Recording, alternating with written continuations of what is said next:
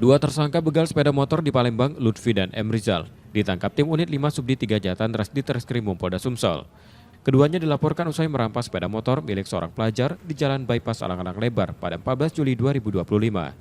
Dalam aksinya, para tersangka menggunakan senjata api rakitan untuk menakuti korban. Saat kejadian, mereka mendekati pelajar tersebut dengan tudingan membawa senjata tajam. Korbannya berusaha menghindar, justru dikejar dan kendaraannya dirampas. Korban sempat melawan, namun mundur setelah pelaku melepaskan tembakan. Dari penangkapan itu, polisi menyita senjata api rakitan, 3 butir amunisi, serta uang diduga hasil penjualan motor curian. Kedua pelaku mengaku tidak beraksi sendiri dan polisi kini masih memburu satu rekan mereka yang buron.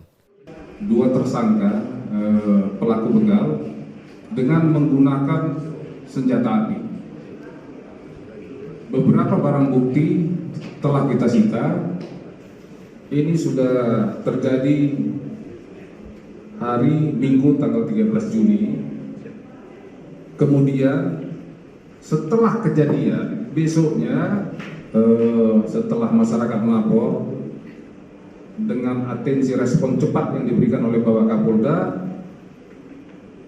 penyidik dari Polda Sumatera Selatan melakukan penangkapan terhadap pelaku-pelaku tersebut.